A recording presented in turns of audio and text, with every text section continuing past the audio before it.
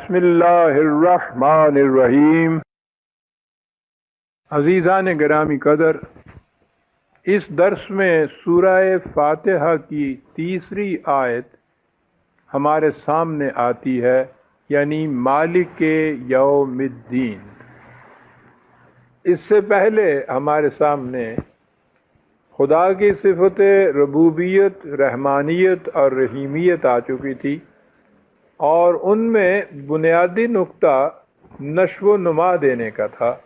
کسی شے کے نقطہ آغاز سے اسے اس کے تکمیل تک بتدریج پہنچائے چلے جانا، اور اند ضرورت ایمرجنسی کے طور پر، فجائی طور پر، ہنگامی طور پر یہ سامان مہیا کرنا۔ بہرحال ان میں بات نشو و نما کی تھی، اور یہ ظاہر ہے کہ نشو و نما وہی دے سکتا ہے کہ سامان نشو و نما پر جس کا کنٹرول ہو، جس کا اقتدار ہو، جس کی اتھارٹی ہو، وہی سامان نشو و نما مہیا کر سکتا ہے۔ تو اس کے لیے اب اگلا لفظ ہمارے پاس آتا ہے مالک۔ لفظ مالک کا مادہ میم، لام، کاف، میم کی تینوں حرکات کے ساتھ آتا ہے، یعنی زبر، زیر، پیش تینوں کے ساتھ۔ ملکن، ملکن، ملکن، اور آگے اس کے پھر چلی جائے گی بات تو ملکوت بھی، اور پھر مالک کے ساتھ ملکیت بھی۔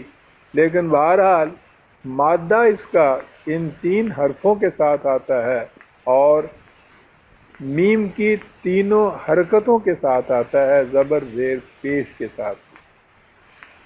اس کے بنیادی معنی ہوتے ہیں کسی چیز پر قادر اور مستولی ہو جانا۔ ملکیت کے لیے قبضے کا ہونا اسی لیے ضروری ہوتا ہے کہ قبضہ اگر نہ ہو کسی شے کے اوپر تو اس پہ قدرت، طاقت حاصل نہیں ہوتی کسی کو۔ تو کسی چیز پر قادر اور مستولی ہونے کے لیے بنیادی طور پر یہ لفظ یا یہ مادہ آتا ہے۔ اس کے دوسرے معنی ہوتے ہیں اختیار اور ارادہ یا اتھارٹی۔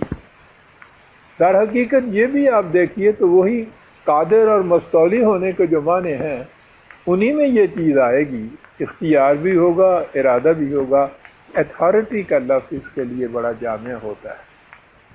لیکن یہ اختیار اور ارادہ خدا کی طرف جب یہ لفظ منسوب ہوگا تو اس میں اس کی دو خصوصیتیں اور بھی آئیں گی، اور یہی وہ خصوصیتیں ہیں جن کی وجہ سے جب ہم خدا کو مالک کہیں گے، اس کا ملک یا اس کی ملک کہیں گے، تو وہ انسانوں کی ملک یا ملکیت کے تصور سے الگ ہوگا، حالانکہ بلکہ ان کی تصور مملکت اور تصور ملک سے بھی مختلف ہوگا۔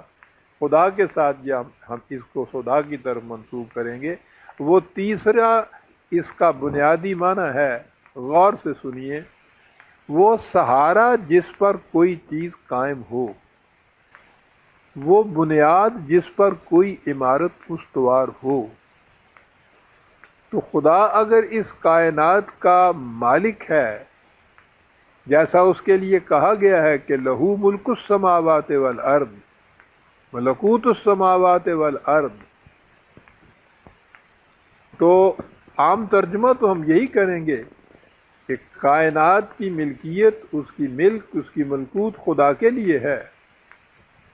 جہاں اس کے یہ معنی ہوں گے کہ اس پر پورا اختیار و ارادہ اسی کا ہے، یہ اسی کے قبضہ کے اندر ہے، اس کے ساتھ ہی یہ معنی بھی ہوں گے کہ اس کا یہ اختیار و ارادہ، اس کی یہ اتھارٹی، وہ اس لیے ہے کہ وہ اشیاء کائنات کی زندگی اور نشو و نما کا سہارا بنتا ہے۔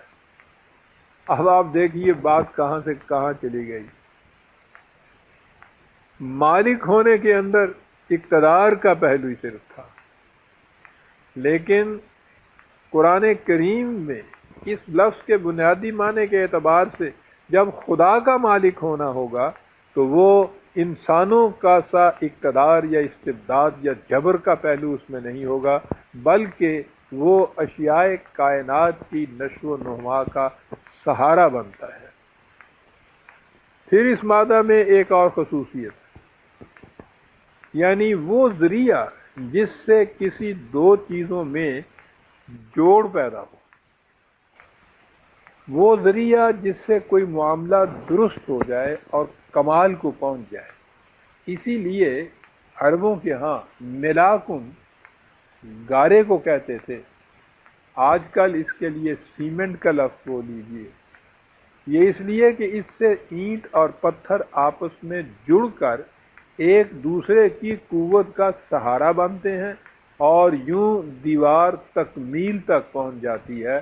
اس لیے اس میں معاملے کی درستگی اور اس کا تکمیل کر پہنچ جانا اور دو چیزوں کے درمیان تقویت کا موجب بن جانا۔ تو اب آپ غور کیجئے کہ جب ہم خدا کے متعلق یہ کہیں گے کہ لہو ملک السماوات والارض، تو ہر چند اس کے معنی یہی ہوں گے کہ ساری کائنات میں اقتدار اور اتھارٹی اسی کی ہے، لیکن اس میں یہ بنیادی مفہوم بھی مضمر ہوگا کہ اس کا یہ اقتدار اشیاء کائنات کی زندگی اور نشو و نما کا سہارا ہے، بلکہ یہ اقتدار وہ سیمنٹنگ فورس ہے جس سے اجزائے کائنات ایک دوسرے کے ساتھ اس طرح جڑے ہوئے ہیں کہ وہ گویا ایک وحدت بن گئے، اور ان کا یہی وہ باہمی امتزاج اور وحدت ہونا ہے جس سے نظام کائنات اس حسن و خوبی سے سرگرم عمل ہے۔ یعنی کائنات کے ذرات میں باہمی کشش و جذب خدا کی اسی صفت کی روح سے پیدا ہوتی ہے، اور اسی سے وہ اس کی نشو و نما کا ذریعہ بنتا ہے، اسی سے وہ ان کے ارتقائی منازل طے کر کے تکمیل تک پہنچاتا ہے۔ لہذا جہاں جہاں خدا کی اس صفت مالکیت کا ذکر آئے گا، وہاں یہ دیکھنا ہوگا کہ ان معانی میں سے کون سا معنی سیاق و سباق کے اعتبار سے زیادہ موزوں ہے۔ یعنی یہ سارے معانی ہمارے سامنے ہوں گے، اور جس مقام پر یہ لفظ آئے گا اس موضوع کے اعتبار سے کو سباق کے اعتبار سے دیکھا جائے گا کہ وہاں کون سا مفہوم لینا زیادہ موزوں ہے ہمارے لیے۔ یہ جو اشیاء کائنات میں خدا کی صفت ملکیت، ملوکیت یا مالک ہونا جو ہے وہ ان کو باہمی جوڑنے کا ذریعہ بنتا ہے، تو اس کو تو آج کے سائنٹسٹ ہی اپریشیٹ کر سکتے ہیں۔ ان کی تحقیق یہ ہے کہ یوں تو کائنات کی چیزیں ہمیں ایک دوسرے سے الگ الگ نظر آتی ہیں، یوں جیسے ریت کے ذرے ایک دوسرے سے الگ الگ ہوتے ہیں، لیکن وہ کہتے ہیں کہ ان کے اندر اس قسم کی وحدت ہے کہ لہو خورشید کا ٹپکے اگر ذرے کا دل کیے۔ جیمز جین جو علم الافلاقیات کا ہمارے اس دور میں سب سے بڑا ماہر اور امام مانا جاتا ہے، اس کی ایک کتاب ہے دا مسٹیریس یونیورس، غالباً اسی کے اندر اس نے یہ لکھا ہے کہ کائنات کی وحدت کی تو یہ کیفیت ہے کہ میں اگر یہاں اپنی انگلی ہلاؤں تو کہکشاں کے ایک ایک کرے کے اوپر بھی اس کی جنبش کا اثر جا کر پڑتا ہے۔ کائنات کے کسی ایک ذرے کی نقل و حرکت اس کی ذات تک محدود نہیں ہوتی، بلکہ وہ پوری کی پوری کائنات کو متاثر کرتی ہے، اس لیے کہ ساری کائنات جو ہے وہ ایک ناقابل تقسیم وحدت ہے، انڈیویزیبل ہول ہے۔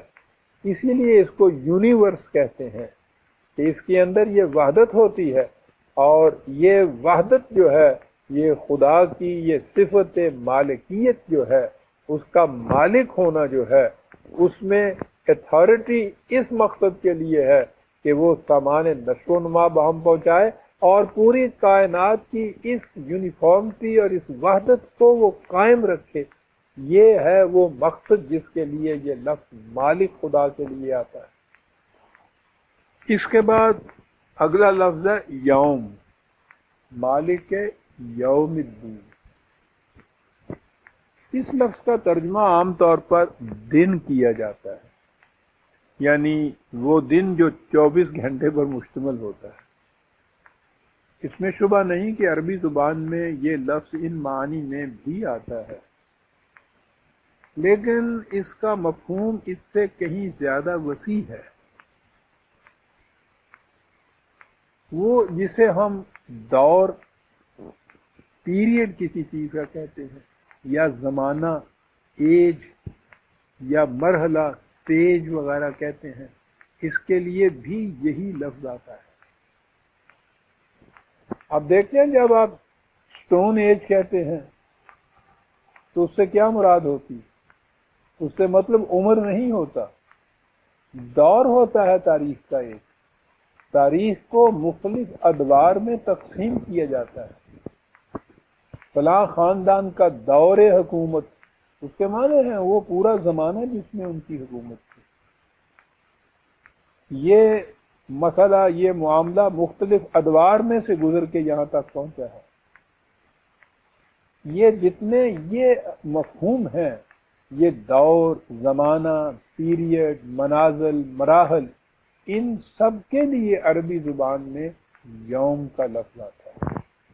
اسی لیے ایک طرف تو قرآن نے ہمارے دن اور رات کی جو گردش سے یوم ہوتا ہے اس کو بھی یوم ہی کہا ہے، اور دوسری جگہ یہ بھی کہا ہے کہ خدا کا ایک ایک یوم تمہارے حساب و شمار سے کہ رکی روح سے 1000 سال کا ہوتا ہے.